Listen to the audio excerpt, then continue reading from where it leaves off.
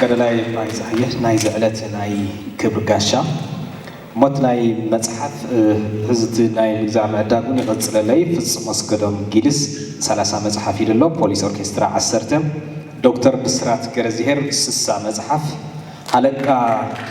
ሃለቃ ሞጎስ ካብ መኾኒ 10 መጽሐፍ ሸባ ዩኒቨርሲቲ ኮሌጅ 15 መጽሐፍ ሰላም ፕሮሞሽን ያው ጉልበታን ውዛን ሪኢና የና ኣብኡ ብተወሳኺ ድማ 10 መጽሐፍ ይዳላ ጥላሁን ታፈረ 50 መጽሐፍ ይልናሉ ጥላሁን ግን በዛ ኻስከ 5 ደቂቃ ሃብኒ ይልነለሞ ቅድሚ ካሳ አያሌው ካሳ ነጥላሁን 5 ደቂቃ አስክዎ ብዛዕባ ካሳ አያሌው ካሳ ዝብለለ ስለዚ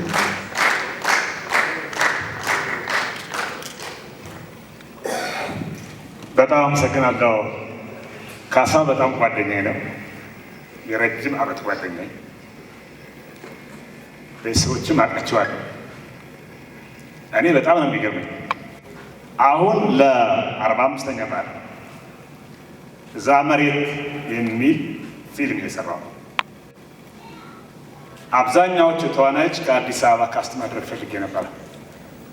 በጣም ታዋቂ ሰዎች ወደ 5 ሰዎች ተዋናዮች 3 ሴቶችና ወደ 2 ወንዶች በዚህ ሰዓት አንሰራም ያሉ ትግርኛ የሚያውቁ የትግራይ ተወላጆች ሌላ ጊዜ አወራዋለሁ እሱ ሌሎቹ አልተመቸንም ነው ያሉት።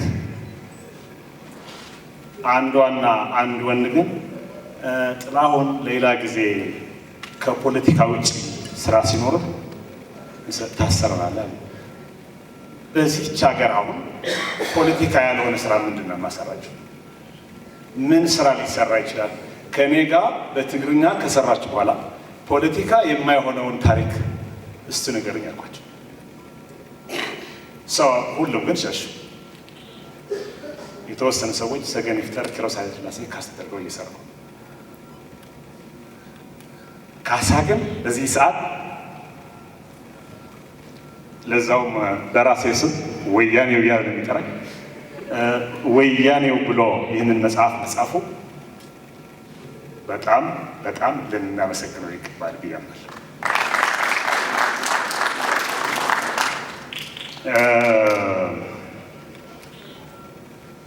በዛን ዘመን በወያኔው ዘመን ፋና ውስጥ ኢትዮጵያ ውስጥ ይደርስበት የነበረው በደል ምናልባት አሁን ቲቪ ላይ ወይም ሚዲያ ላይ የቀረቡ ሰዎች ያኔ ስፖንሰር ሲደረጉ ሲሸለሙ ሲወደሱ የነበሩ በእኛ መሪዎች ስንት ነገር የተደረገላቸው ሰዎች አሁን ስንት ሲሉ ካሳ ግን እየታሰረ እየተፈታ እንዲያውም አንድ ያስታውሰዋል። ፋና ሊያስሩት መጥተው ከግቢ ዘለው ጠፍተን የመለጠ ያንን ዘመን ግን አሁን ካሳ በዚህ መንገድ ጽፎታል። በጣም በሚገርም ሁኔታ ጥንካሬው ይዞ ቆይቷል። ቃላት የለኝም እና በጣም አመሰግናለሁ።